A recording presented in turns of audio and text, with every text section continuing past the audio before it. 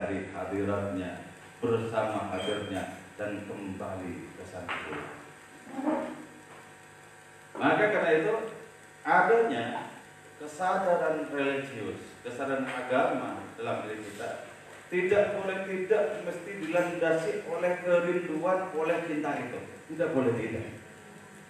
Nah, ketika cinta itu mulai membara, orang yang menjadi pecinta gampang menangis karena mengenang asal usulnya, mengenang kekasih yang merupakan asal usul sendiri. Fama li ainaika in qulta mata. Ada apa dengan kedua matamu?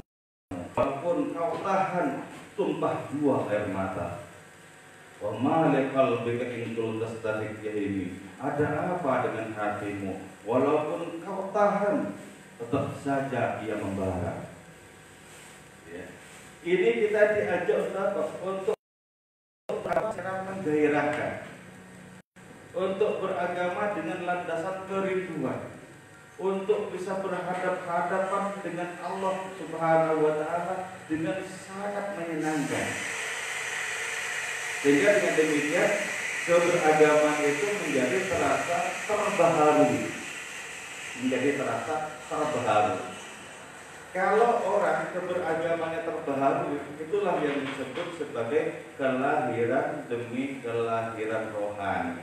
Jadi tidak cukup kita lahir sekali, minimal kita harus lahir dua kali.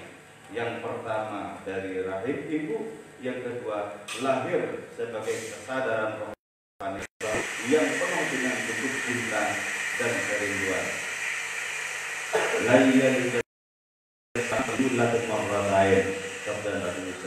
Tidak mungkin orang bisa menembus langit kalau tidak minimal dilahirkan dua kali. Para nabi setiap saat mengalami kelahiran demi kelahiran rohani. Para sufi setiap waktu mengalami kelahiran demi kelahiran rohani. Sehingga agamanya itu senantiasa refresh, senantiasa menyegarkan. Dan karena itu kemudian orang yang agamanya segar seperti itu, orang itu sesungguhnya memiliki taman rekreasi tak terhingga dalam dirinya. Taman rekreasi di luar hanyalah cerminan yang buram dari taman rekreasi di dalam. Orang yang batinnya adalah mobil seni, orang yang batinnya adalah taman bunga rohani, maka sesungguhnya orang itu senantiasa mengalami adanya hiburan, kenikmatan, keindahan terus menerus dari Allah Subhanahu wa Ta'ala. Tuhan, kata seseorang kepada Rasul Adawiyah, sekarang musim semi, bunga-bunga menampakkan keindahannya semua. Ada bakung, ada violet, ada mawar, ada melati, ada bunga apa saja, semua menampakkan kegembiraannya, keindahannya. Mari kita menyaksikan keindahan bunga-bunga Tuhan. Kepada Rasul Adawiyah menjawab, ketahuilah anakku, bunga-bunga dalam batinku jauh lebih indah dibandingkan bunga-bunga di luar. Bahkan seluruh bunga-bunga di luar hanyalah merupakan ciptaan kecil dari bunga-bunga rohaniku di dalam. Gitu ya. Kedekatan kepada hadiratnya melahirkan adanya keindahan demi keindahan, melahirkan adanya kebahagiaan demi kebahagiaan. Itulah sebabnya kenapa Imam Busiri menggugah para pembacanya sejak di bait pertama dengan kalimat berdarah-darah. Artinya kalau kita tidak merasakan apa yang dikatakan Imam Busiri masih dalam ingatan muka di salami desa tetangga, maka tugas kita adalah menggugah batin kita. Bagaimana kita semakin dewasa semakin berselera kepada Allah Ta'ala. Semakin dewasa semakin dipenuhi oleh getar kerinduan dan cinta. Mestinya seperti itu. Sehingga sembah sujud itu menjadi sangat mengharukan, menjadi taman rekreasi yang tidak ada duanya di dunia ini. Wa ju'ilat qurratu aini bis shalah, kata Kanjeng Rasul. Salat itu dijadikan keindahan yang sangat tinggi bagi diriku. Qurratu ain, pelipur mata, memberi kebahagiaan, itu salat. Makanya kalau Siti Aisyah menyatakan bahwa ketika Nabi sudah wudhu mau sholat, beliau seolah-olah tidak pernah kenal saya. Padahal saya adalah istri beliau yang sangat dicintai. Tapi ketika mau menghadap kepada Allah, karena gemuruh kerinduan dan cintanya kepada hadirat Allah Ta'ala, maka seolah-olah tidak kenal orang yang paling dicintai itu. Nah, sembah sujud yang seperti itu adalah sembah sujud yang paling mengasyikkan. Disitulah terjadi percintaan asyik dan masuk. Kita perbaharui rohani kita seperti itu. Nanti kalau sudah seperti itu, sebagaimana Imam Busiri, dialog dengan Kanjeng Rasul itu merupakan sesuatu yang nyata. Karena itu kitab Burda ini termasuk kitab yang diridhoi, yang diakui oleh Rasulullah. Ada separuh bait dari kitab Burda ini yang merupakan sabda Nabi, yaitu ketika Imam Busiri menulis salah satu bait burdanya, wa mablagul ilmi fihi annahu basyarun. Di puncak ilmu di situ ditegaskan bahwa Nabi itu adalah manusia. Setelah itu bingung Imam Busiri. Ini kelanjutan bait ini apa ya yang pasti? Bingung. Ketika bingung tidak menemukan solusi, datang Nabi, wa annahu khairu khalqillahi kullihim. Jadi bait ini separuhnya Imam Busiri, separuhnya sabda Nabi. Loh, itu kenapa bisa seperti itu? Karena sudah menemukan taman-taman ilahi. Kecintaannya kepada Rasul, kecintaannya kepada Allah Ta'ala mengantarkan beliau kepada keindahan-keindahan hakiki.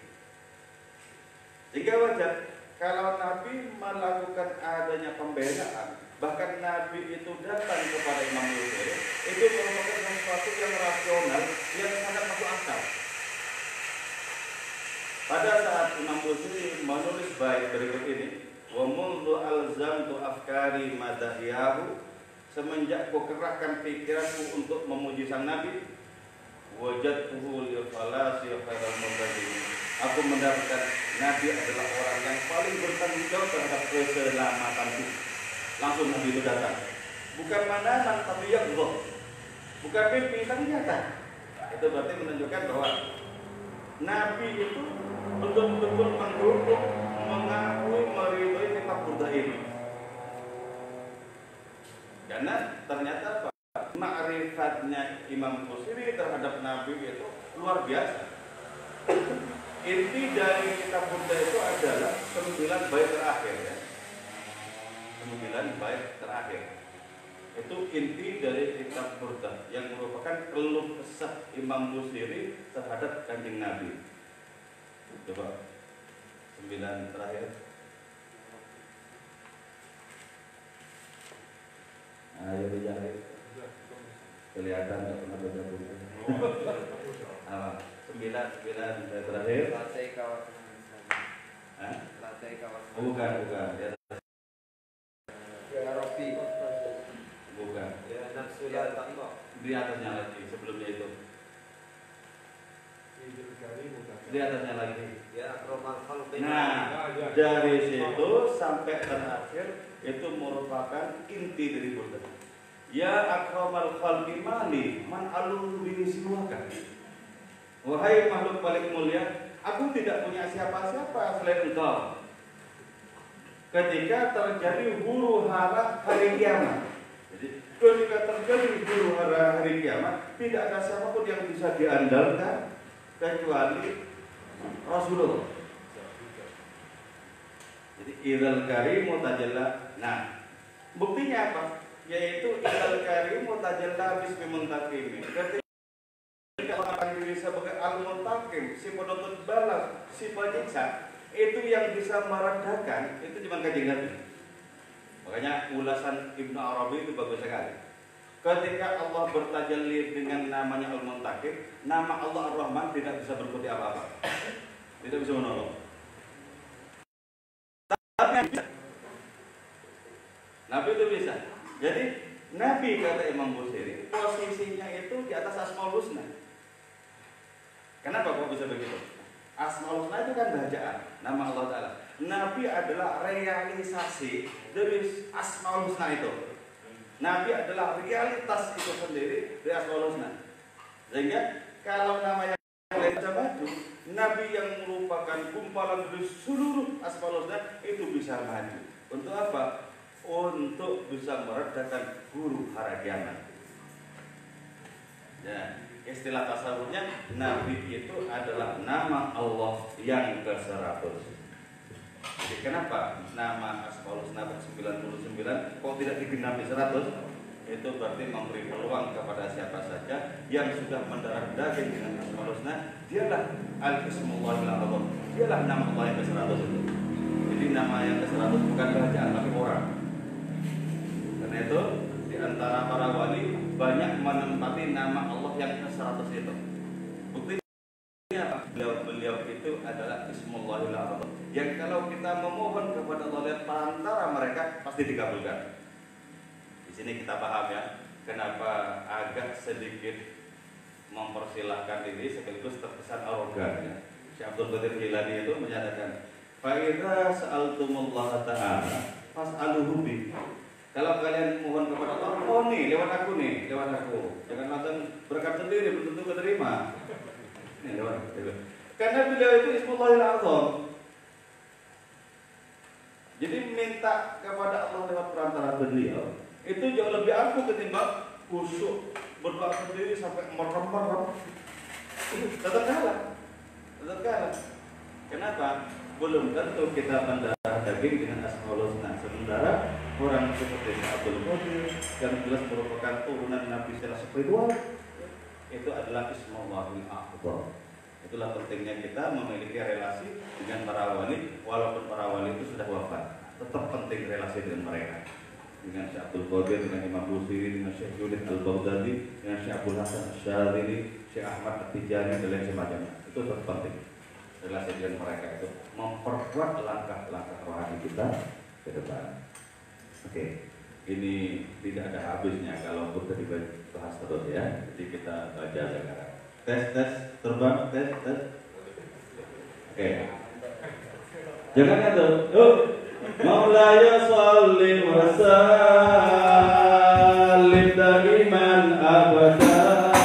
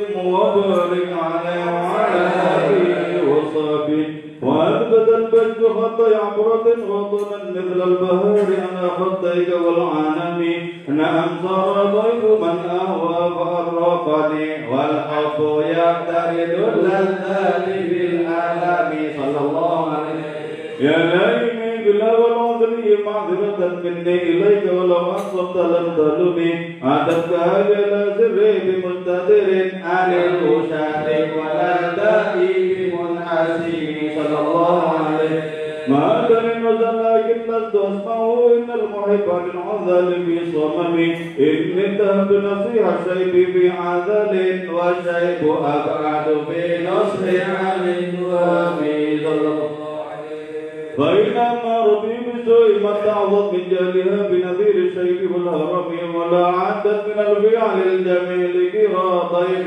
ألما برأس غير متشابه صلى الله عليه لو كنت أعلم أني ما أذكره كتبت سرا فتهدي منه بالكتم من لفرد جماه من غوايتها كما يرد جماه الغير صلى الله عليه فلا ترك المعاصي كثر شهوتها إن الطعام يقوي شهوة النهم والنفس كالطفل إن تهمل الشاب على حق الرضاع وإن تغطيك يوم صلى الله عليه وسلم واضرب وهذرت واليهود إن الهوى ما تولى يسمع يسمي ورعيها وهي بالأعمال سائمة وإن هي استعلت المرعى فلا تسمي صلى الله عليه وسلم كم حسنت لذة للمرء قاتلة من حيث لم يدري أن السم بالدسم وشد السائس من جوع ومن شبع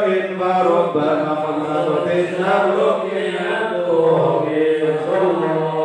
والتبليغ الدمع من عين قد امتلأت من المحارم والجمع حكية الندم وخالف النفس والشيطان وعصيما وإنهما بعضهما ولا تطيع منهما خصما ولا حكما فأنت تعرف بين الخصم والحكم أستغفر الله من قول بلا عمل لقد نسبت به نسلا أمرتك الخير لكن ما تمرت به وما استقمت فما قولي لك استقيمي ولا تزودت قبل الموت نافلة ولا أصلي سوى فرض ولا مولاي صل وسلم دائما أبدا على حبيبك خير الخلق كلهم مولاي صل وسلم دائما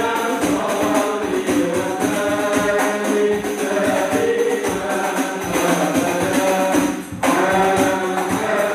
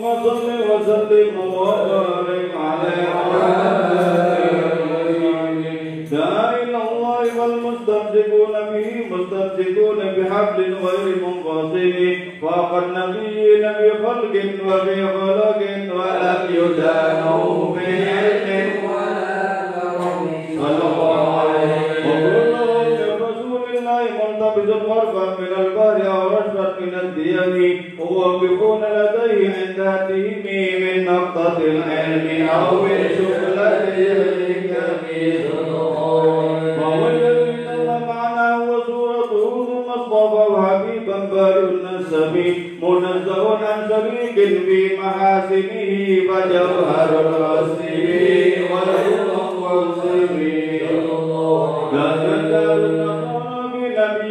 وكن بما شئت مدحا فيه واحتجب فانسب إلى ذاتي ما شئت من شرف وانسب إلى قدره ما شئت من عظم فإن فضل رسول الله ليس له حد ويعرف عنه ناطق بفمه لو ناسبت قدره آياته عظاما أحيا اسمه حين يدعى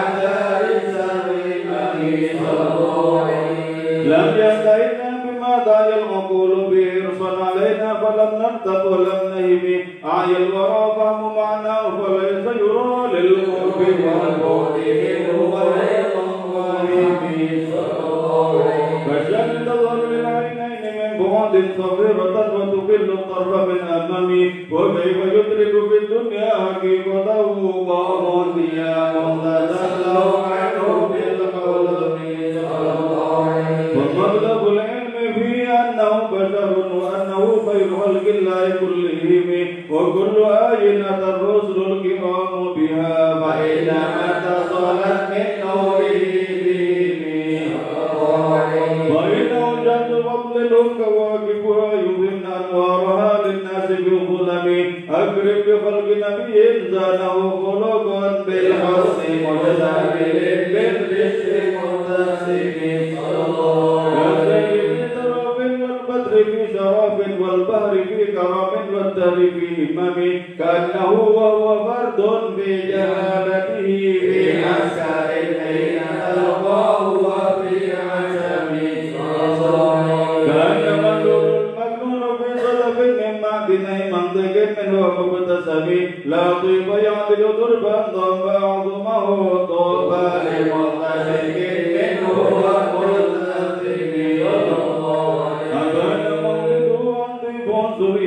طيب مبتدأ منه ومختتم يوم تفرز فيه الفرس أنهم قد أنذروا بحلول القدس والإقام وبعد إيوان كسرى وهو منصد كشمل أصحاب كسرى غير ملتئم والنار خامدة الأنفاس من أسف عليه والنار سائر عين حسابي ظاهرتها وردها بالغيظ نظمي كأن بالنار ما بالماء من بلال حزنا وبالماء ما بالنار من ضرب مولاي صل وسلم دائما أبدا على حبيبك خير الخلق كلهم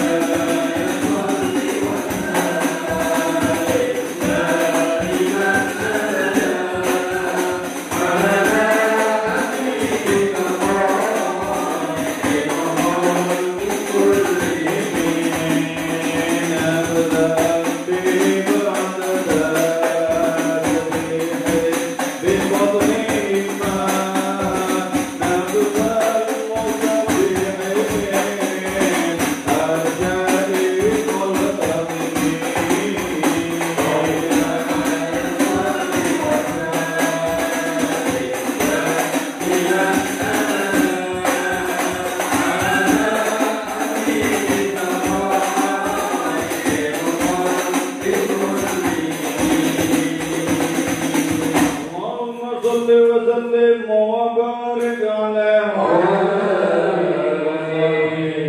يا أهل دعوة الأشجار ساجدة تمشي إليه على ساكن بلا قدم كأنما سطرت سطرا لما كتبت وراءها من بديع الخطيئة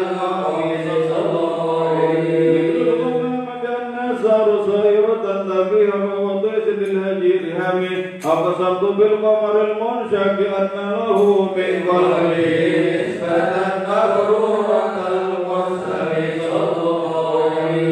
وما هو الغور من غير ومن كرم وكل طرف من الكفار عنه آمين فالصدق بالغار والصديق لم يرما وهم يقولون ما بالظالمين آمين ظن الهمام وظن العنكبوت على خير البرية لم تنسج ولم تحمي بقاية الله أغنى عن مضاعفة إلى الروح وعن آل إلى الأرض صلى الله عليه وسلم واستجبت به إلا وجدت جوارا منه لم يضمي ولا التمس غنى الدارين من يده إلا ذهب الندى من خير المرسلين صلى الله عليه لا تكبر الوين الرؤيا وإن له قلبا إذا نامت العينان لم ينم فذاك حين بلوغ من نبوته وليس ينكر به أهل المظلمين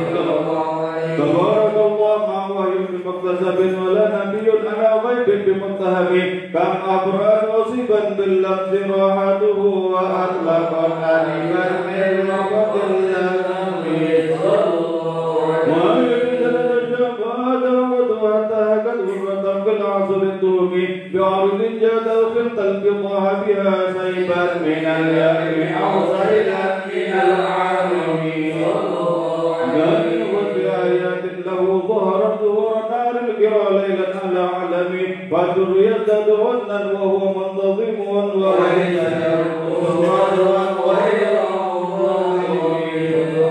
فما تطول أرقام المدي إلا ما فيه من كرم الأخلاق والشيم آياتها بيت من الرحمن محدثة قديمة صفة الموصوف بالقيام صلى الله عليه لا تضطرب بزمان وهي تخبرنا عن المعاد وعن عاد وعن كرم دامت لدينا ففاقت كل معجزة من النبيين إذ جاءت ولم تدومي محكمات كما يبغين من شبه الذي شقاق لا يبغين من حكم ما حربت قط إلا عاد من حرب أحد الأعالي صلى الله عليه ردت بلاغت هذا ومعرضها رد الغيور تلجان الحرم لها معاني كموج البر في مدد وفوق جوهري بالحسن والقيام صلى الله عليه ولا تصاع عجائبها ولا تسامر الإكثار بالسامي قرت بها عين قارئها فقلت له لقد ظفرت بحمد الله فاعتصمي صلى الله من نارنا لظى أطفال لظى من ورد الشبيب كأن العرض ذبيت الوجوه من العصاة وقد جاءوا كالأمم صلى الله عليه وكالصراط وكالميزان معدلة فالقسط من غيرها في الناس لم يكن لا تعجبا لحسود راح ينكرها تجاهلا وهو عين الحادث الغريب صلى الله عليه وينكر الفم طعم الماء من سقم يا خير من يمم العفو نسهته سعيا وفوق مطور العين كالرسوم صلى الله عليه مولاي صل وسلم دائما أبدا على حبيبك خير الخلق كلهم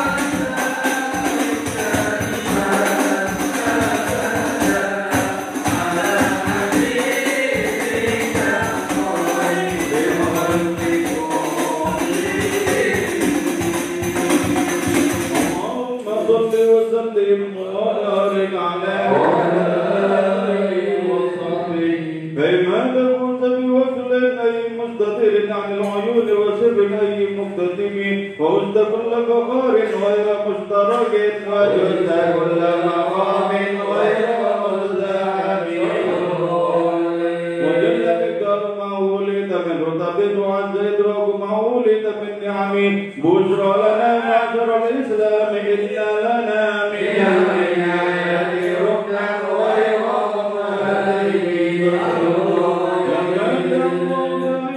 لطاعته بأكرم الرسل كنا أكرم الأمم راعت قلوب الإذا أباء بعدده كنحة أجمل النخلة من الغنم مجد القوم بكل معترك حتى في القناة لحما على وطني ودوا الفرار فكادوا يوبطون به أسلم شالت مع الإقبال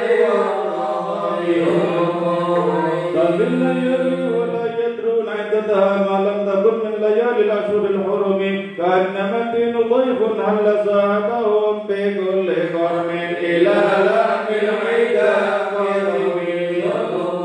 يجد غير قميص فوق سابعة ترمي بموج من الأبطال ملتطم من كل منتدب لله معتسب يسوع بمستحسن للكفر مصطدم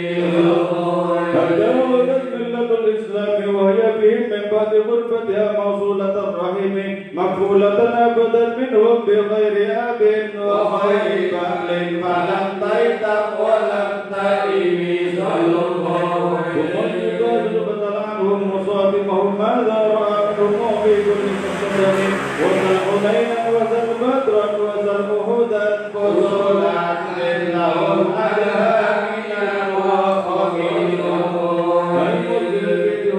بعدما وردت من الإدام كل مسود من الإمام والكاتبين بشر الخط ما تركت أقلامهم حرف جسم غير عجيب كاكس ليلهم سيما تميزهم والورد يمتاز بالسيما من السلم تؤتي إليك رياح النسر نشرهم فتسب الزار بالأكمام كل كمين كأنهم في نبتربا من شدة الحزم لا من شدة الهزم طارت قلوب الهدى من بأس فرقا فما تفرق بين الفهم والفهم ومن يكن برسول الله نصرته إن الغرس فيها جامعة تجمي ولم ترى من ولي غير منتصر به ولا من عدو غير منقصم أهل أمته بيرتب الذي كالليل هلم على شبال في أجمي كم جدلت كلمات الله من جديل فيه وكم وصف القرآن من خاصم وقال بالعلم بالأمي معجزة في الجاهلية والتأديب باليتم فتبدو بمديه أستقيل به ذنوب أمر مضى بالجهل والقدم واجبه كأنني بمهد من النعم أضض ويشبه بالهالتين وما حصلت إلا على الآثام والندم ويرجى في تجارتها لم تشترطين بالدجى ولم تصمي ومن يبي آجلا منه بعاجله يبي له الغرب ببيع وبسلم بمنتقد من النبي ولا هادي بمنصرم فإن لي همة منه بتسميتي محمدا وأول خلقه إلا يكن فيما بآخذا بيدي فضلا وإلا فقل يا زلة القدم حاشا أن يهرم الرجي مكارمه أو يأتي الجار منه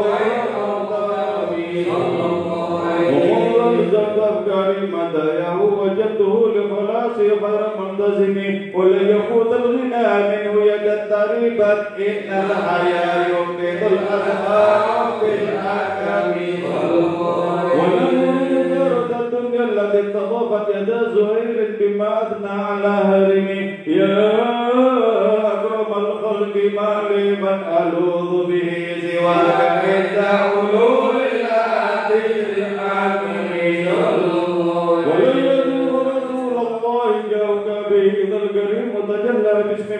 الحاكم فإن من جودك الدنيا وضرتها ومن علومك علم اللوح والقلم لا نبذل ترمتي من زلة عظمت إن الكبائر في الغفران كالأمم لعل رحمة ربي حين يقسمها تأتي على سبيل الإسلام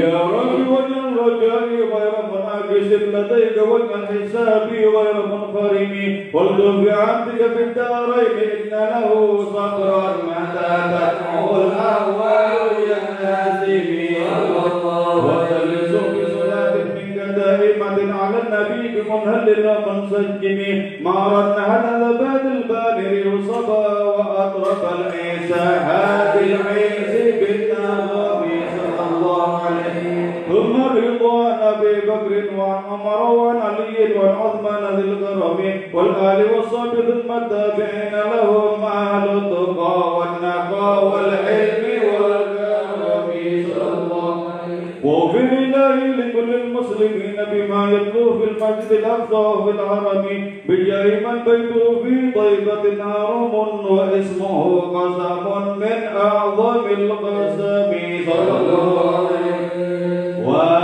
وهذه بردة المختار قد ختمت والحمد لله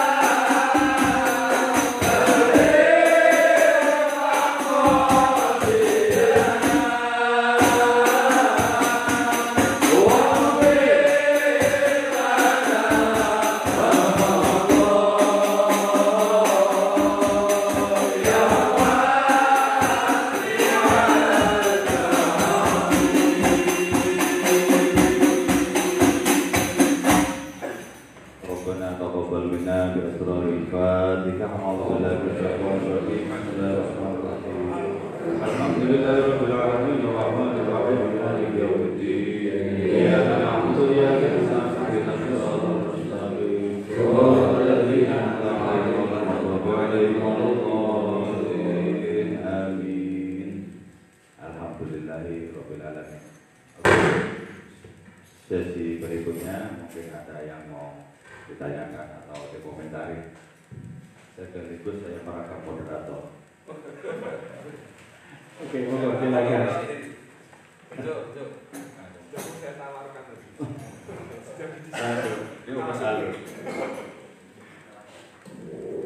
Kalau tidak ada, mari kita tutup. Ada? Belum ada. Oh iya, mari. Monggo, ya jangan ditinggalkan kopi ya, jangan dulu.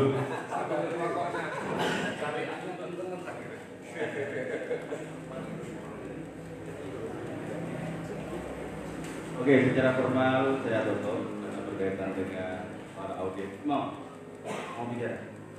Iya. Iya. Mau nanya juga. Oh iya, monggo. Saya persilakan dulu. Oh iya. Alhamdulillah, terima kasih kepada beliau Bapak Kiai Kuswaidi Syafi'i yang telah memimpin qasidah burdah dengan sangat khusyuk dan pada. Sesi berikutnya sambil ngopi, sambil dahar snack, kita berdialog atau diskusi atau ingin menanyakan suatu hal kepada beliau, silakan. Bahwasanya beliau ini di Sewon Bantul biasa dipanggil dengan Cak Kus. Beliau selain pewirid qasidah burdah juga ahli tasawuf. Beliau sering berdakwah di kafe-kafe. Salah satunya baru kali ini sampai di kafe Gedung Kopi. Alhamdulillah. Beliau pengasuh pondok pesantren Maulana Rumi Sewon Bantul. Mungkin dari teman-teman yang menanya kepada beliau terkait apapun, khususnya terkait burdah maupun terkait tasawuf, monggo kami persilahkan. Sambil diunjuk kopi ini, sambil dirokok sese yang tidak bawa bisa join, khususnya teman-teman santri pondok. Terus ada donatur. Monggo kita buka sesi tanya jawab. Oh, nggih. Sebenarnya juga ada beberapa pertanyaan. Tapi karena saya dari awal ditunjuk oleh Pak Teguh untuk sebagai pemandu acara, ya pertanyaannya saya pending dulu. Silakan kepada kakak saya, Mas Fahru Mahasin, menanyakan suatu hal, kami persilakan. Bismillahirrahmanirrahim. Langsung saja, tapi di mukadimah saya lebih takut sih. Untuk cerita terkait dengan Edarofi Adawiyah. Tadi kan ditawari awal untuk melihat taman-taman bunga yang indah-indah. Tapi beliau di dalam hati saya pelakunya begitu ya. Dalam hati saya jauh. Bayangannya yang ditawari itu istri saya istri barat. Ayo nonton taman, wih langsung makan. Karena sekarang yang banyak dalam corona jadi banyak yang di rumah kan jeneng. Nah, tadi disampaikan seperti itu. Jadi ada yang dohir, ada yang batin. Kalau yang dohir kan bunga-bunga itu. Kalau yang di batin ini keindahannya itu ya kata Sayyid Rabi Adawiyah jauh lebih indah. Nah, saya akan menanyakan di sisi itu. Kalau yang dohir kan jendelanya mata, melihat yang indah-indah yang dohir kan mata. Tapi yang batin ini, saya bayangkan kalau di rumah, Itu kalau rumah kita kan kita tahu. Naik bumi itu tutup kabeh jendelane, lalu ketika ingin melihat yang indah-indah buka jendela jadi bisa melihat luar. Tapi bagaimana kalau kita memejamkan mata? Jendelanya kan tidak dibuka. Betul kalau itu rumah sendiri itu kita apal saklare gitu. Dicetet kayak kan jadi padang rumahnya. Saya analogikan rumah itu batin kita. Kalau kita pejamkan mata itu, kalau kita kenal rumah sendiri mungkin kita tahu saklarnya itu di mana. Cetet biar di badan kita itu agak terang.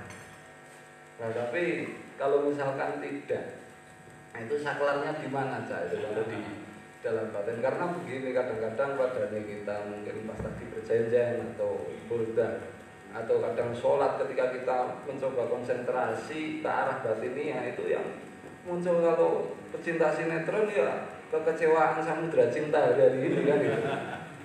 Atau muncul kesedihan waktu itu Barcelona kalah 8-2 itu masuk ke kesedihan kan itu. Itu kalau cinta bola ya. Kalau di sini kan petani jadi kalau sholat jendela mata kita tutup, badan kita bengok-bengok itu. Wah, ini kok bisa gitu. Lah, saklar kalau saya bahasakan saklarnya kalau kita memejamkan mata untuk melihat keindahan batin itu melalui mana? Itu pintunya. Jangan sampai kalau tadi kan salah kalau ketemunya itu Barcelona atau Samudra Cinta atau Kobes itu kan. Kobes itu apa ya? Ya Kobes kok. Ya Kobes. Nah, poinnya itu kalau melihat batin itu kita lewat jalur mana? Terima kasih bukan itu.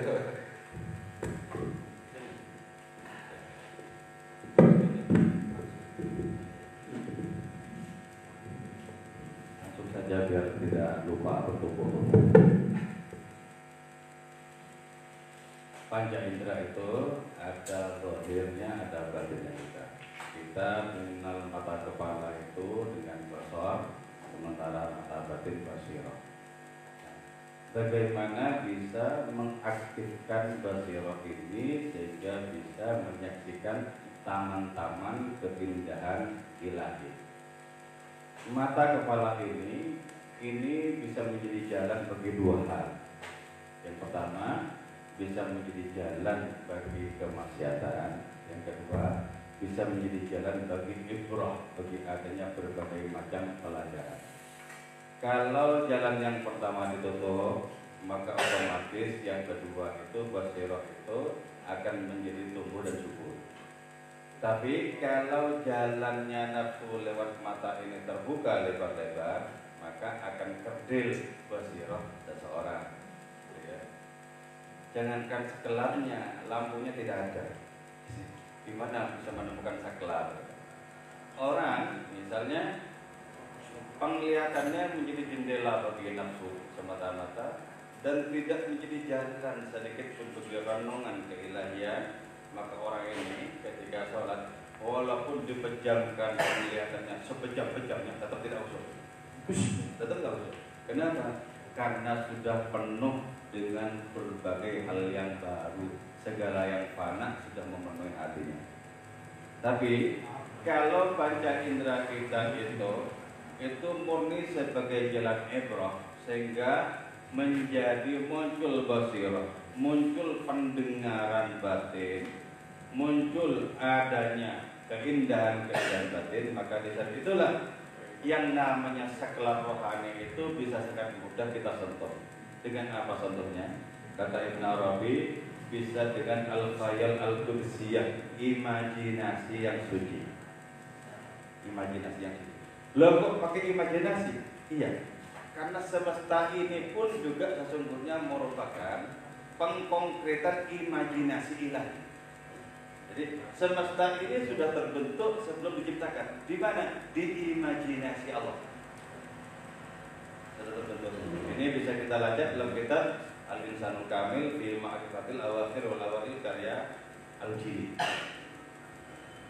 Nah, kalau batin ini sudah bersih dari apapun yang selain Allah Subhanahu wa taala, maka otomatis otomatis lampu rohani menyala terus, sehingga khusyuknya kepada Allah Ta'ala itu tidak hanya pada momen-momen tertentu, sholat, pikiran, sholawat, tidak, setiap saat. Karena itu saya membaca karyanya Syekh Suhrawardi itu, beliau menyatakan seperti ini: khusyukku kepada Allah ketika makan tidak kalah dengan khusyukku kepada Allah ketika sholat. Coba diperhatikan, coba apa ini bisa diperhatikan. Kalau Habib Salim bin Jindan Jakarta, khusyukku kepada Allah ketika ngerokok tidak kalah dengan khusyukku kepada Allah ketika sholat. Karena itu rokoknya Salim bin Jindan menjadi obat bagi penyakit yang tak tersembuhkan di seluruh medis di dunia. Karena itu rokok ini wajib transenden, wajib transenden, wajib menjadi tasbih dalam bentuk yang lain. Kalau enggak ya cuma ngerokok. Jadi rokok ini harus menjadi sarana kita untuk berkomunikasi dengan Allah Subhanahu wa Ta'ala. Karena itu wajar kemudian kalau asap rokoknya Gusmi bisa membuat bertobat seorang perempuan pelacur, gitu. Jadi bukan penyakit, yang bilang penyakit, tidak penyakit. Jadi minimal rokoknya santri-santri bisa membebaskan diri dari corona. Gitu ya. Jadi ini dibentuk. Karena itu kita membentuk hati itu, memagari hati itu, terutama di luar sholat. Kalau di luar sholat orang sudah bagus hatinya kepada Allah, dalam sholat langsung berkomunikasi, langsung bermunajat, langsung berjumburai. Jadi kalau di luar sholat sudah terbentuk. Jadi karena itu latihannya, bentukan hati kita itu di luar sholat terutama. Kita duduk. Bagaimana kita fokus kepada Allah Ta'ala walaupun kita tidak komat kami zikir, sambil ngobrol dengan kawan, sambil ngerokok, sambil ngopi, hatinya tetap utuh kepada Allah Ta'ala. Itu perlu dilatih. Yang disebut dengan riyadhah atau latihan rohani. Harus begitu. Kalau kita bisa seperti itu, kita bisa menipu setan loh. Karena selama ini kita manusia ini yang ditipu oleh setan. Giliran dong bagian kita menipu setan. Caranya gimana? Ya kita ketawa-tawa, ngerokok, setan bilang lalai ini. Jadi tidak usah digoda, lalai. Kita bilang, siapa bilang lalai? Hatiku tidak kau ketahui. Ini namanya nipu setan. Jadi dengan begitu objektifan terus ya. Sekali-kali kita yang menipu setan-setan. Kau tahu apa tentang keperluan hatiku? Jadi kalau gitu sakelatnya di mana-mana ya. Tidak ada satu tempat, tidak usah khawatir. Nah, oleh Allah Subhanahu wa Ta'ala, orang yang hatinya sudah bersih dan karena itu kebak dengan cahaya, kadang cahaya itu direalisasikan. Contohnya ya, di Surabaya ada namanya Habib Neon Ali itu loh. Sebab kenapa kok disebut Habib Neon? Kalau datang di sebuah acara mati lampu semua, beliau yang menyala terang benderang. Makanya disebut Habib Neon.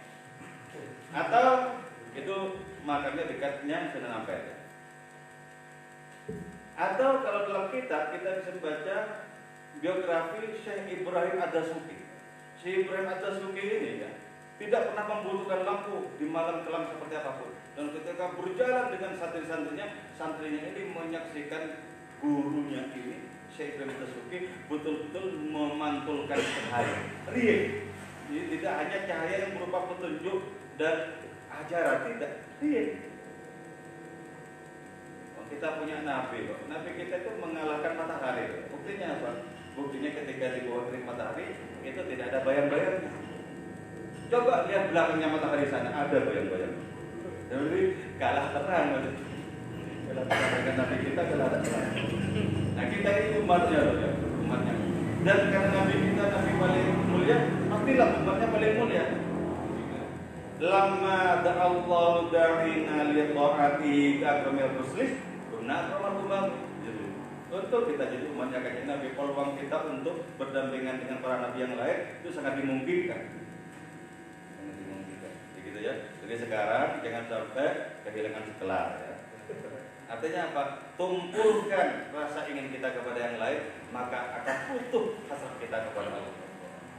Kalau masih banyak keinginan macam-macam ini banyak sekali di antara makhluk-makhluk yang fana. Nah, itu berarti hatinya tertutup oleh kesenangan kepada selain akhiratnya. Coba katakan sebagaimana Nabi Ibrahim mengatakan, inni la uhibbul afilin. Aku tidak cinta yang terbenam, dan seluruh makhluk pasti terbenam. Seluruh makhluk akan menjadi musnah, kembali kepada asal usulnya. Yang agung, yang abadi, yang selamanya Allah Ta'ala belaka. Coba dulu sekarang, rasa kangen kepada Allah itu harus melebihi kangen kepada yang lain-lain. Karena saya kagum Syekh Junaid Al-Baghdadi. Di puncak rohani, beliau itu diuji oleh seorang perempuan cantik. Perempuan ini seluruhan orang lain sebenarnya. Orang lain. Perempuan ini dengan sangat halus dan sopan datang kepada beliau. Syekh Junaid Al-Baghdadi, saya seorang perempuan yang betul-betul menginginkan imam di dalam kehidupan saya. Ini kan sopan ya. Coba kalau ada perempuan cantik bilang begitu sama kita ya, pengen imam ya. Pasti asosiasinya itu, akhirnya suami kan gitu tuh. Karena penglihatan Syekh Junaid itu tajam, ya.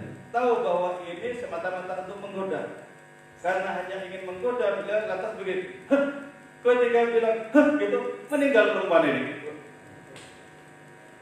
Meninggal perempuan. Jadi apa? Hasratnya kepada Allah, selain Allah itu tumpul. Nah, kalau sudah begitu, maka kepada Allah orang akan memiliki gairah yang tak terkira. Itu yang dipentingkan. Jadi kalau cuma jatuh cinta kepada makhluk-makhluk sudah biasa, bahkan sudah bolak-balik kita dibikin kecewa. Betul apa? Kok nggak jelas-jelas dibikin kecewa? Kecewa.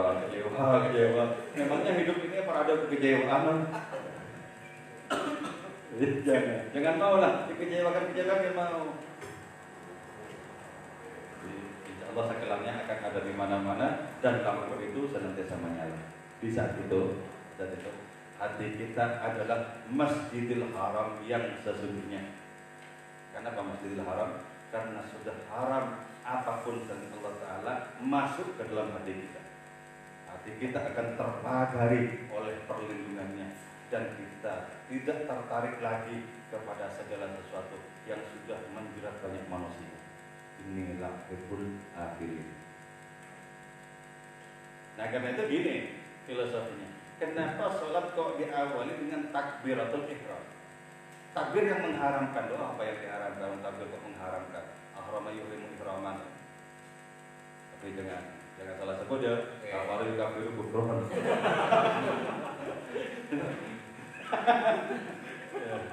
Kalau itu kan dari pondok bambu, bukan dari pondok pesantren. Apa yang diharamkan? Ini guyonan saja. Kita punya konsumsi YouTube ya. Apa yang diharamkan? Haram ketika sudah Allahu Akbar, maka apapun yang tidak akbar, alias seluruh makhluk tidak boleh hingga di hati. Kalau ukurannya para sufi, ada makhluk masuk di hati, batal. Balik. Soalnya batal. Nah, persoalannya, kalau diganti, gantinya tidak lebih baik. Pertama sudah kocar kacir dekat kemana-mana, ganti lagi, malah lebih kocar kacir. Saya malah ingat teman saya dulu di S1 di kampus ya, jurusan kita filsafat. Teman saya ini mengikuti pelajaran Pancasila, waktu itu ada pelajaran Pancasila. Pelajaran Pancasila nilainya si kawan ini dapat D. Karena dapat D, maka mesti mengulangi agar minimal dapat C, syukur-syukur dapat D atau A. Ketika diulangi pada semester ganjil berikutnya, malah dapat E. Jadi itu yang dimaksud gantinya tidak lebih baik.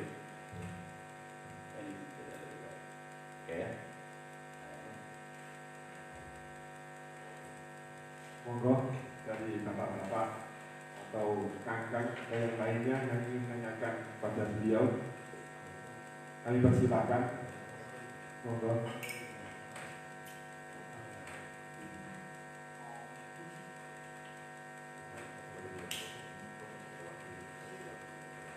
Ada? Kalau enggak ya saya sendiri. Oke. Ini saya ingin tanya kepada Cak Gus.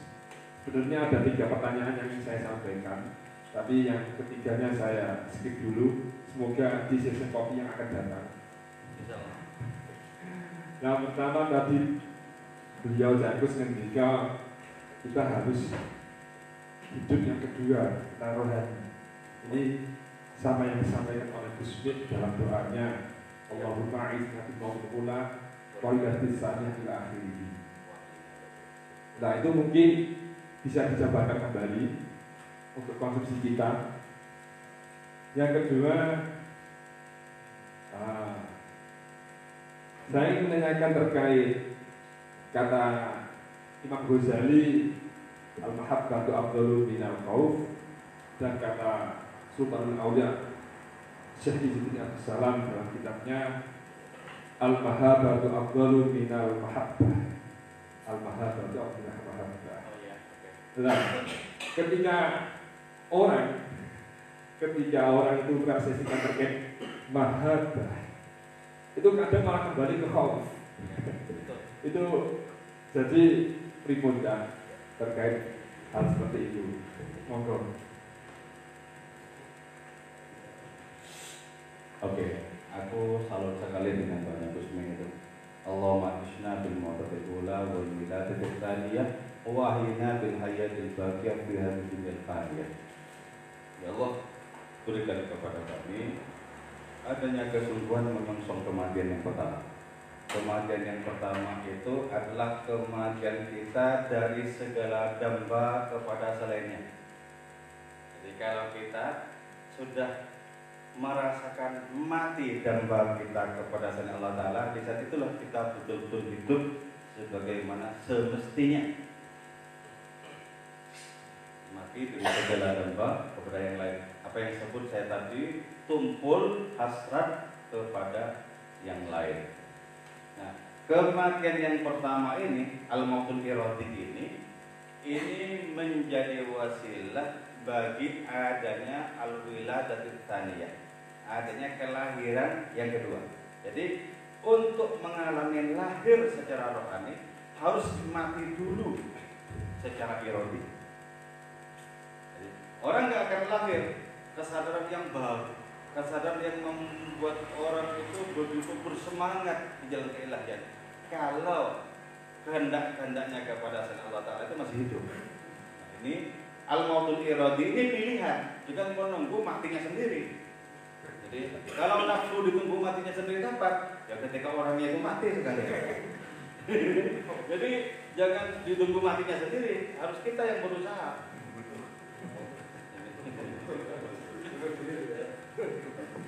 Nah, kematian yang pertama adalah kematian kehendak kepada Allah Ta'ala, bersama dengan itu lahir itu yang kedua kalinya. Oke, sekarang kematian itu ada 4 macamnya.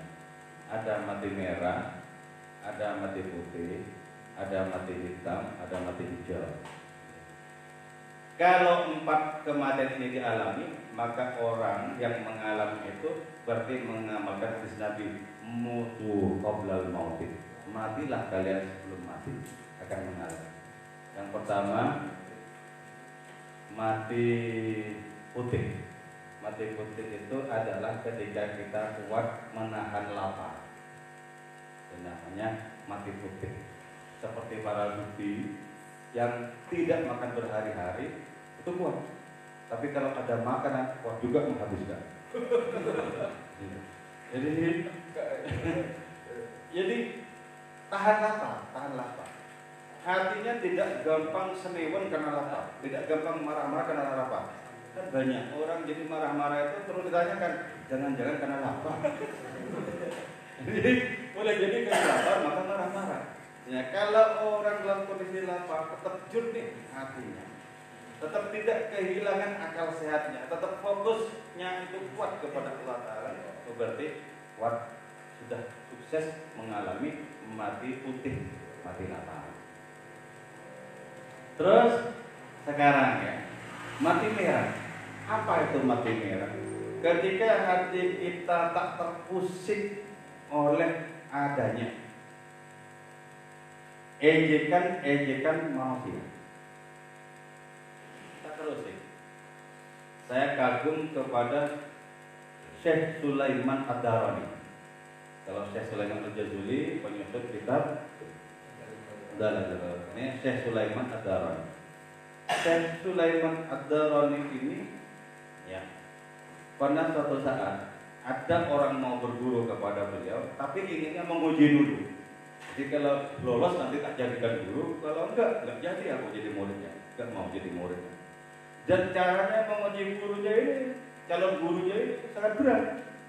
Datanglah si calon santri ini, guru, saya minta tolong nanti habis zuhur ada selamatan di rumah. Tolong ya didoakan, ya selamatan kecil-kecilan.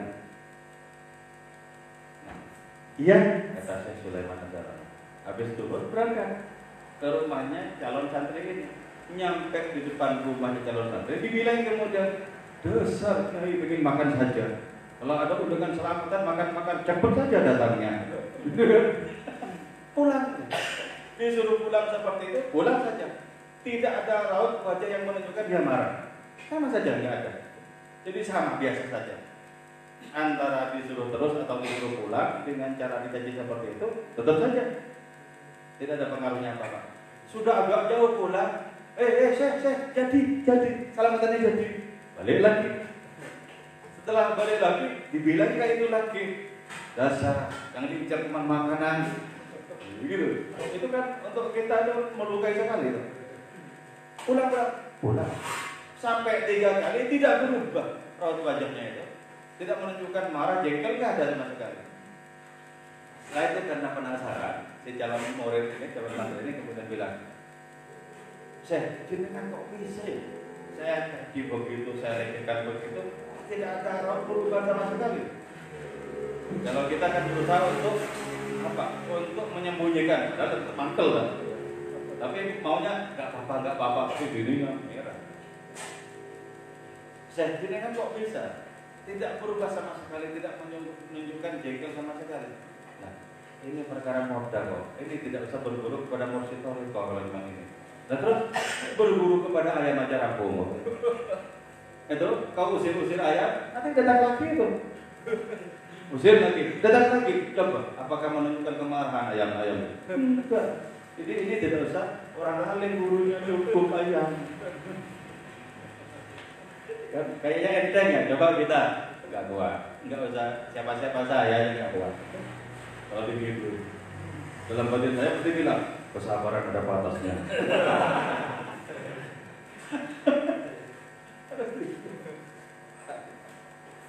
Sudah mati merah. Jadi sudah bisa mati merah itu sudah bisa menahan amarah, menahan amarah. Walaupun dipancing, tetap bisa kondusif orang. Dan persoalan itu kan kita itu sering kali damai, tentram, sabar, ya karena belum diapa-apain. Kalau sudah diapa-apain, itu bisa terus. Maka karena itu kata Maulana Rumi, kalau kau lihat sungai itu jernih, jangan lantas kau yakin bahwa itu betul bersih. Coba diaduk-aduk dasarnya, banyak lumpur dan air. Jadi orang itu diam karena gak ada masalah itu. Karena itu kemudian gampang menasihati orang, yang sabar. Nanti ketika kenal sendiri, murang-muring.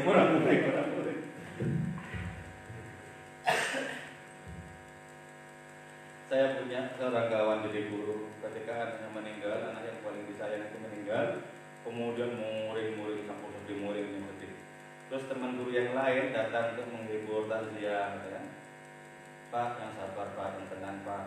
Aku seorang guru, tidak bisa kau nasihati. Masalah itu juga aku tahu. Itu berarti apa? Belum mati merah karena tidak bisa menahan amarah. Terus mati hijau. Mati hijau itu apa? Mati hijau itu adalah orang yang sudah mengalami bahwa berpakaian seperti apapun itu sudah tidak malu kepada orang lain. Sayyidina Umar itu jahitannya, tambalannya itu sampai 26. Dan itu kan seorang presiden Amirul Mukminin dan tidur di masjid kan. Itu enggak ini ya, enggak ada gengsi-gengsian. Enggak ada gengsinya. Nah, itu berarti kalau orang itu sudah tidak terlalu memperhatikan penampilannya demi menarik untuk orang lain, nah itu berarti sudah mengalami mati hijau. Tapi kalau masih bujang-bujang jangan sampai mati hijau. Nanti kalau tidak laku beneran gimana? Siapa yang tanggung jawab? Yang tanggung jawab tanggung jawab apa? Jadi kalau masih bujang-bujang jangan ikut-ikutan taradudi. Nah kalau yang sudah laku-laku ini nggak masalah berbeda. Kan masalah berbeda. Kong tidak akan dijual lagi kok. Jadi kalau masih muda-muda ya pakai yang bagus, penampilan yang bagus, berperilaku yang bagus, nanti lakunya laku mahal.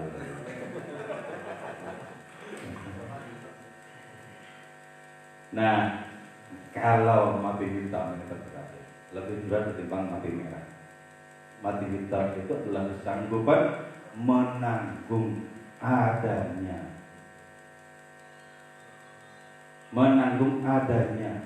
gangguan-gangguan makhluk. Bahkan di antara para wali menanggung penyakit makhluk. Ada di Jakarta itu Habib Sehan. Kedatangan tamu dari Kalimantan yang kena sakit lebam. Nyampe di sana itu, nyampe di Jakarta, coba ya tak pindah penyakitmu ke aku ya. Jadi bukan diobati terus sembuhkan, tapi dipindahkan ke dunia sendiri, sehingga orang ini otomatis menjadi sembuh. Itu kan rela menanggung adanya penderitaan makhluk, rela menanggung gangguan makhluk itu. Nah itu kan menunjukkan bahwa orang seperti itu jiwanya itu mensamudra, jiwanya itu mencakrawala. Ketika dikatakan dalam Al-Quran azizun alaihi ma'anittum, Nabi itu betul-betul menanggung rasa sakit umatnya. Perhatian Nabi agar umatnya menjadi bahagia itu luar biasa. Yang dipikirkan itu orang lain. Jadi ini istilah Maulana Rumi, kalau kau mencintai mawar, jangan sampai kau menolak durinya. Artinya apa? Jangan hanya keindahannya toh, sakit-sakitnya di situ juga diambil. Sebab tanpa duri pasti itulah bukan bunga mawar.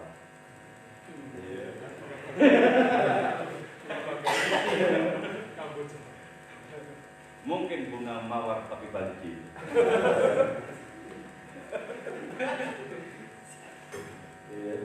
Jadi kalau orang mengalami empat mati itu, itulah yang disebut dengan kematian yang pertama.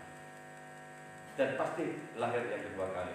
Kalau terus rohaninya maju, setiap hari bisa lahir rohaninya, fresh terus, segar terus rohaninya. Karena itu mana ada para sufi itu stres? Kalau stres pasti bukan sufi. Masa ada wali stres gitu? Sahabat Nabi enggak ada. Itu orang-orang enggak jelas yang stres. Kenapa? Dihibur oleh Allah Taala batinnya. Bagaimana mungkin stres? Hiburan di luar hanya seperti hiburan di dalam. Oke, apa lagi? Kita lupa. Sudah itu oh iya, ini berkaitan dengan pengalaman. Misalnya disebutkan bahwa cinta itu lebih utama dibandingkan rasa takut. Sementara para sufi yang lain atau wali yang lain mengatakan rasa takut lebih utama dibandingkan dengan cinta. Ini perkara pengalaman. Pada titik apa sufi itu mengatakan seperti itu? Pasti tidak sama dengan yang dirasakan oleh sufi atau wali yang lain. Ketika orang menemukan cinta sebagai sebuah jendela yang bisa membuat dirinya bermesra dengan Allah Ta'ala, pasti ini lebih baik dari rasa takut. Atau ketika orang itu menjelang wafat dan merasakan menjelang wafat, mahabbah jauh lebih penting ketimbang khauf. Jadi karena itu kalau kita menjelang dirasakan menjelang meninggalkan dunia yang sementara ini, yang perlu kita buka lebar-lebar itu pengharapan, jangan buka rasa takut. Dengan buka rasa cemas, pengharapan untuk apa? Untuk dapat ampunan-ampunan itu, pengharapan dibuka. Rasa cemas itu perlu dibuka kalau kita ingin melakukan pertaubatan. Aduh, jangan-jangan walaupun dosaku itu kecil, jangan-jangan itu dapat keadilan Allah, masalah nanti. Jadi ini ada pada tempatnya. Kalau disebutkan al-mahabbatu afdalun minal mahabbah, ya itu juga sesuai dengan ungkapan bahwa Rasul hikmati makhafatullah. Jadi memang pada akhirnya itu ini gonta-ganti, mahabbah dan takut itu gonta-ganti. Orang tidak bisa menghilangkan rasa takut sepenuh-penuhnya itu nggak bisa. Kenapa? Karena kehendak Allah itu tidak memerlukan alasan. Fi'luka ya ilahi laisa bi'illatin. Nggak butuh alasan. Jadi kalau kita masuk surga bukan karena amal kita. Kalau Allah Ta'ala memasukkan bajingan ke surga, ya terserah kita apa benar. Nah, jadi bukan karena alasan apapun Allah bertindak itu. Nah karena itu kemudian ada doa yang mengambil kesempatan dari adanya ungkapan ini. Allahumma fi'luka laysa bi'illatin falidzalika ya Allah ij'alna min ba'di awliyaikal faizin. Karena kehendakmu, tindakanmu tak perlu alasan. Tolong jadikan aku di antara para walimu. Toh juga mereka akan jadi wali bukan karena mereka bertakwa. Kenapa? Bimahdil ifdal wal in'am. Ini loh enaknya tuh. Jadi sebelum-belum apapun tetap ada pengharapan. Itulah sebabnya kenapa Fudail bin Iyad itu seorang kepala rampok kemudian balik hatinya menjadi wali Allah. Jadi sangat dimungkinkan. Atau seperti orang yang sezaman dengan Syekh Ahmad bin Hanbal, yaitu Syekh Bishr bin Haris al-Hafi. Beliau ini pemabuk, bukan mabuk Allah, mabuk koplo itu beneran. Setiap ada pesta di situ ada Syekh Bishr, mabuk.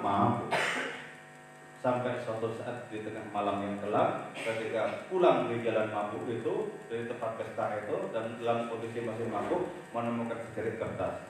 Ketika diambil ternyata tertulis Bismillahirrahmanirrahim. Sambil mabuk dia bilang, aduh ini nama Tuhanku, ini mulia. Sambil semboyong dilus-luskan ke bajunya biar bersih. Ini mulia, taruh di kopiahnya. Terus pulang sampai di rumah dikasih minyak wangi, taruh lemari paling atas. Ini nama yang mulia. Itu padahal masih mabuk loh ya. Masa Allah mereka orang mabuk? Masih mabuk. Karena waktu itu sudah kecapean, beliau ini tertidur. Dalam tidur mendengarkan suara. Yaitu apa? Karena sudah kau harumkan namaku, maka akan ku harumkan namamu di dunia dan di akhirat. Sejak itu jadi wali. Gampang loh? Makanya coba mabuk. Dan saya tidak bertanggung jawab.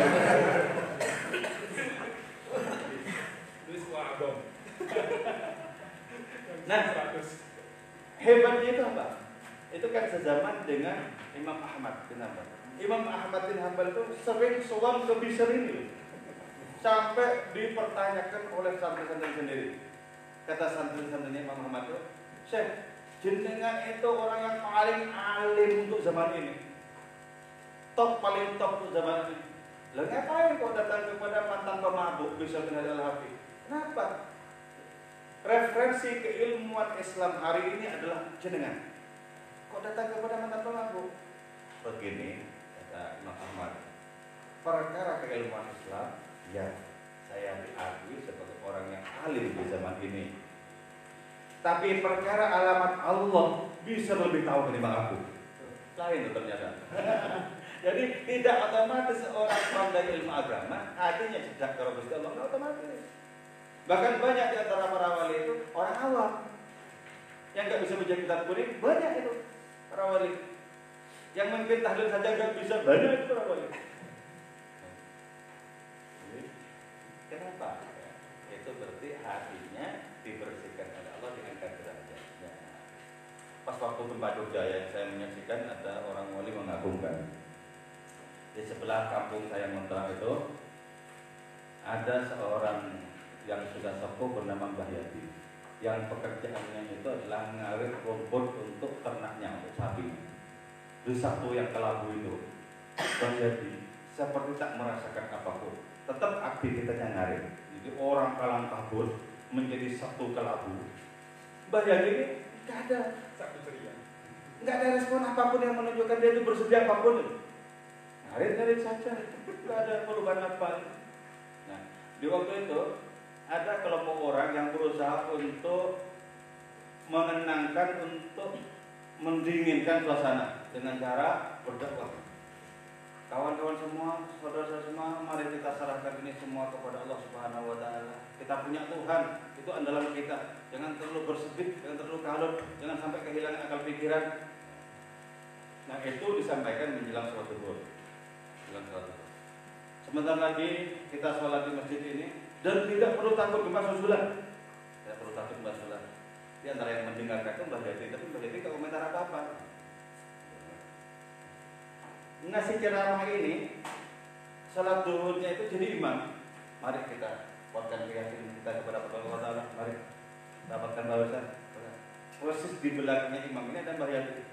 Ternyata dapat 2 rakaat, ada benar itu gempa susulan. Ketika gempa susulan datang, mau kabur ini imamnya, dipegang betisnya sama Mbah Yati. Harap nanti. Jangan ini kau tenang.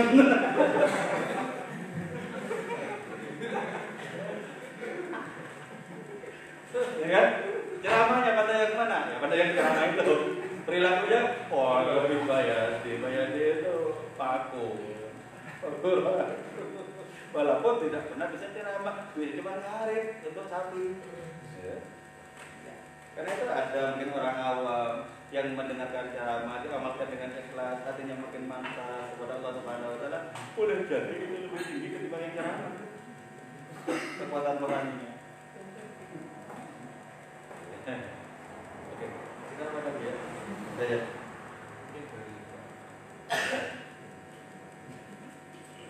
Jam berapa ini ya? Di jam berapa ya?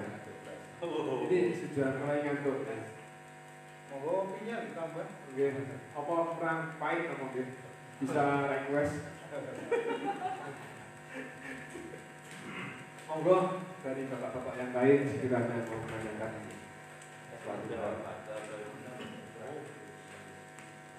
atau mungkin cukup dari dari mau menanyakan. Oh monggo. Assalamualaikum warahmatullahi wabarakatuh.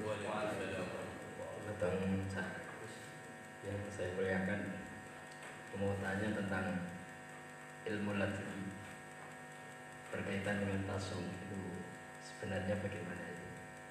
Ya. Gitu. Oke, terima kasih. Ilmu laduni, ilmu yang langsung dikirim dari Allah Taala. Ini ada tingkatan-tingkatannya juga.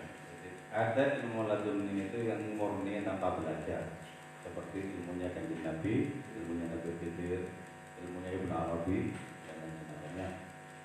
Ada ilmu laduni itu tetap juga lewat baca, tapi bacanya tak seberapa, perolehannya banyak. Ada ilmu laduni itu merupakan karunia langsung, ada yang lewat perantara doa. Yang perantara doa itu, Allahumma inna nas'aluka an tulhimana al-ilma ladunni, Allahumma akhrijna min dhulumatil jahli wa akrimna bi nuril fahmi waftah alaina abwaaba rahmatik wa yassir alaina khazaina ilmik bi rahmatika ya rahim. Itu kalau dibaca 99 kali dan dikabul oleh Allah Subhanahu wa taala. Yang membaca misalnya anak pondok atau anak sekolah, nanti gurunya itu memulai pelajaran dari awal itu sudah tahu alurnya nanti kemana.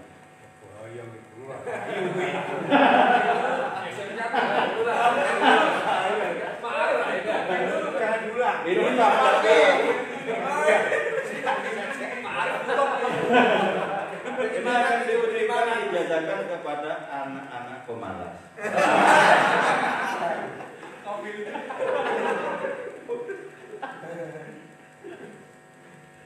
Saya dulu waktu sanawiyah itu ngamalkan doa tadi itu tadi.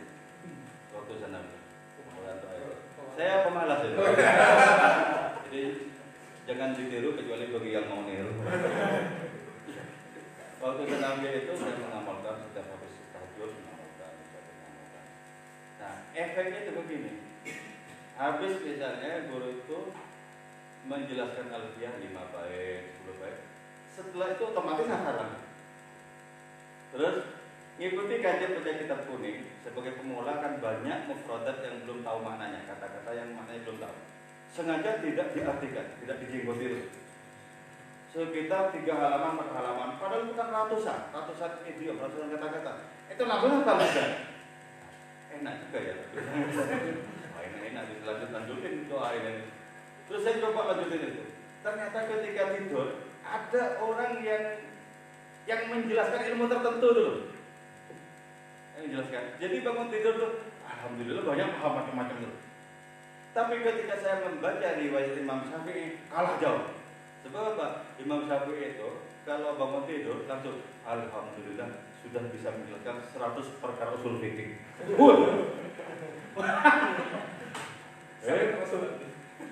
Jadi ternyata di atasnya ada lagi. Gitu. Jadi karena itu ini penting sebenarnya. Kenapa orang-orang pondok itu mesti memiliki dua ciri. Yang pertama, hafalannya kuat dan pikirannya kritis. Kalau itu bergabung kayak Gus Dur. Orang yang kritis, hafalannya kuat. Asik. Itu yang bagus. Jadi kalau kategori yang kedua yang langsung tanpa usaha. Jadi itu murni karunia. Itu alasannya kenapa Nabi kita itu kok tidak bisa baca dan tulis. Karena baca dan tulis proses Nabi tak membutuhkan proses. Bahkan ilmu Nabi itu wa min ulumika ilmal lawhi wal qalam. Ilmu Nabi itu lebih banyak, lebih luas dibandingkan ilmu yang ada di Lauh Mahfuz. Yang di Lauh Mahfuz itu sedikit kalau dibandingkan dengan ilmu Nabi.